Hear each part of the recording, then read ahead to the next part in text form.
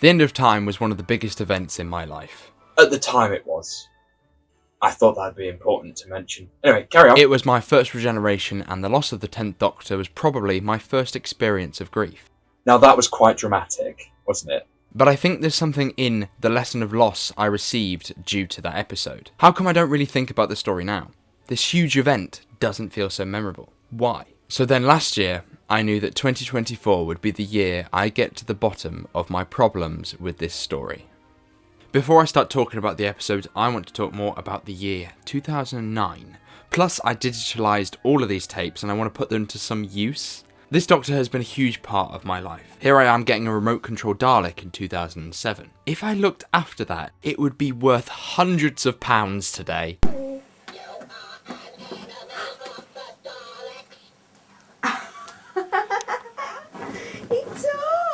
I took so many elements of the show into my life, and still do. In 2009, I was extremely excited to see another Doctor Who episode. I was an easy audience member, and I was happy with anything with the Doctor Who skin. I've evolved a more critical eye by doing these videos, as well as growing up, has made me discover some issues with my once dearly loved story. We open the story with a happy, chappy Doctor. That was a mistake. Good Queen Bess. And let me tell you, her nickname is no longer... Oh my god, someone cover young me's ears. First thing I don't like is the Time Lord Victorious element. These specials are not enough time to paint a dark Doctor. It feels like a lot of stuff has changed between stories. I know it's been elaborated on in a big event in 2020, but on screen, I'd say they didn't want to go far enough for this to work. They can't have the Doctor be the bad guy, and personally I think it would ruin the 10th Doctor's era. So you have the waters of Mars spouting, Do you know who that leaves? Me!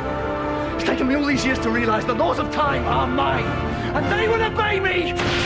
and the end of time saying, Straight here, had a bit of fun, you know, travelled about, did this and that, got into trouble, you know me. how does this follow the same story? It's almost as if Russell wanted to do this, but was being held back, so there's this push and pull all the time. It feels like there are huge gaps the audience are supposed to fill in. I mean, what a way to make you disconnect from what's going on. The youth then paint the stakes for our story, which is a brilliant scene. It lays some groundwork, recaps and scares the Doctor so much he does a dramatic run. It kicks the story into action. Even if you don't know that this is the 10th Doctor's last story, the setup is there for this to be huge. The warnings from the Vapours allude to the Master's return and subtly the Time Lords. Events that have happened are happening now. Dude, what are you smoking? We cut to the Master's ex-wife. One thing RTD is really good at is getting every bit of use from a character. Take that unit soldier from the Sontaran stories also appearing in Turn Left. These little reappearances make the universe feel lived in and real, less like contained productions moving from story to story. The Doctor dramatically runs to the prison, where a scene plays out to resurrect the Master. Okay, this is kind of dumb. There are potions of life. What goes into them, I don't know, but apparently the Master wrote a book about them. What? Add a ring, and then best of all, take a catalyst sample from Lucy's lips. Catalysts speed things up, so they did all this so they didn't have to wait. It's like 90% lipstick, and it's been years since they kissed, so it's not a watertight plan. Then, get this, Lucy whips out another magic potion, an anti-life potion. Something she prepared but moments ago acted completely helpless, ruining the Master's resurrection and giving him super speed. After all of this, we cut to Wilf and his friends in the bus, and that's when I'm reminded of the time of year. Oh yeah, this is supposed to be a Christmas special. This one is more of a big event than a Christmas tale. The Christmas effect on the story is limited to Wilf's headwear, and you can see Christmas trees in the background of shot. Maybe this reminder of Christmas puts me off watching the story during the summer, like watching a Christmas film out of season. Anyway, the little team Wilf has is really sweet, apart from Minnie. She's a bit scary. Good boy. Oh dear me, avert your eyes, young Dan. Let's move on from that tangent, although I am struggling to come up with a smooth transition to the next scene. The Master's just a hungry little guy. A condition that is causing a variety of powers such as super speed, super jump, lightning hands and blonde highlights. Like a new take on the decrepit Crispy Master without scaring the living daylights out of the kids. Just look at its cold, dead eyes. I just think this appearance is far too silly compared to the dark tone of scenes to come. For example, the cafe scene. this really feels like a jolt. The visual of the Master jumping around is also hilarious. I'm splitting my sides due to the plasticky 3D model launching itself into the air. Where's he going? Speaking of the cafe scene, let's spend some time with the Doctor. I'm going to die. Happy Christmas, everyone. Do you see what I mean by tonal shifts now? The Doctor is sad, for this scene anyway. This take on regeneration is something I don't like. It's painted out as death and an ending. But I feel like this applies more to the audience and casting rather than the Doctor himself. Regeneration is part of being a Time Lord. Why would he fear it? Apart from the agony it causes, obviously. Some new man goes sauntering away.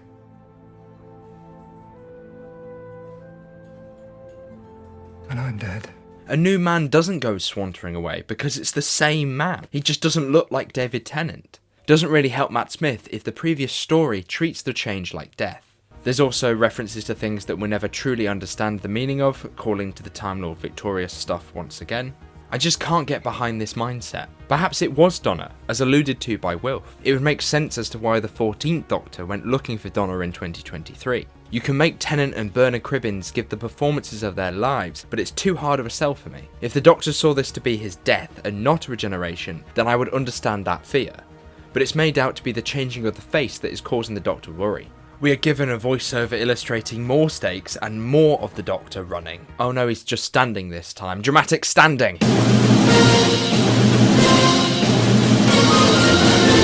The final day approaches.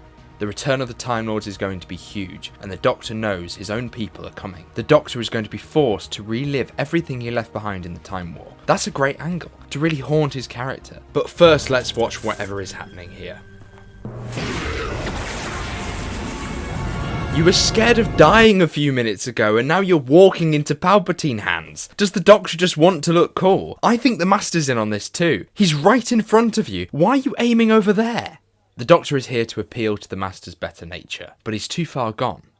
Sorry, does anyone else find these cuts really disturbing? Why is it making me hungry? This confrontation is really good though. The Doctor is pitying the Master and wanting to help. In this scene, the Master comes to the conclusion that the beat that drives him insane is real. The drum beat, which the Doctor wrote off as delusion, would make anyone insane. The Doctor is not sure how he even copes with it. As soon as we get to this reveal, it's ruined by the Master flying away, for goodness sake. It's a really good scene ruined by theatrics, a lot like the rest of this story. This scene results in the Master's kidnap and the Doctor being knocked out by thin air. This brings the story to Plot Device Estate, sorry I mean the Naismith Estate, where this billionaire has been working on utilising an alien gate of healing for immortality. Wouldn't it be awful if that was used in a horrid scheme? Oh poo. As everyone becomes the Master, the Doctor is completely powerless. This is an epic cliffhanger, high world-ending stakes. It's a bit camp, but every year I'm amazed by the visual effects. Not the head spin, but the duplication of the Master. I love the detail with a hat. One Master throws it and the other picks it up. To this day, the technicalities of how this works baffles me. Donna is in trouble, bringing the warning at the end of Series 4 to a head. She's remembering and presumably this is her death. Well, the Doctor built in a failsafe, so she'll be fine. So was all of that in place during the words of warning last series? This Doctor really does love being dramatic, doesn't he? That's a bit of a nitpick. Don't pay attention to it. The story doesn't either. That can wait to the Star Beast. Then, to top it all off, the Time Lords are returning. Oh, this is going to be crazy. I remember the final image of this story ringing in my brain all night. At this point, I'd never seen the Time Lords before. I've only heard about them from the Doctor, and now he must confront them. Even my little undeveloped brain knew how big this was going to be. Doesn't Gallifrey look amazing? I wonder what it looks like inside. Oh, like a drama classroom, great. Could they not afford a set for the War Room? It's a shame we only see Gallifrey briefly. I know it would be so expensive, but seeing a worn down War Room would help depict the madness of the final days of the Time War. It would nicely bring context to the Doctor's speech about the horrors of the final days. I find it such a shame because these images are thrown in only at the end. The idea of a race at war for so long that not only time has corrupted, but the morals of the minds fighting in that war. Now let's quickly let our characters escape to a ship for 20 minutes because the whole world with the same face is putting strain on the visual effects budget.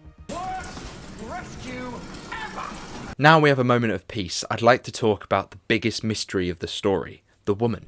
Who is she? There has been lots of theories over the years. Is she the Doctor's mother or a weeping angel? Rassilon himself says they are shameful like the weeping angels of old. RTD is really good at giving us die-hard fans loads of lore to argue about on Twitter for the next 25 years. Of course, this pause in the story also allows our characters to stop and give us the best scene of the episode, and in my personal opinion, the show. This scene is a surefire way to make me cry. The line when he talks about being proud to call him a father, nicely referring to the lack of family the Doctor now has, and how a good role model like Wilf would have saved him the pain of the Time Lord Victorious plot. The blows keep coming as Wilf offers the Doctor his revolver, demanding he uses it to save his life. Played so well as Wilf slowly breaks down. An incredible performance. A lovely moment for the Doctor to uphold his rules with guns, even to save himself. I distinctly remember myself begging him to take the gun, but I see now that doing so would corrupt the Doctor. So when this long established rule is broken with the confirmation of the Time Lords crossing over, Tennant shows such fear. Breaking the rule cements that the Time Lords are his ultimate foe, where nothing can get in the way of stopping them. Admittedly, this rule with guns has been a little bit lax at times. This call to action makes the Doctor almost suicidal.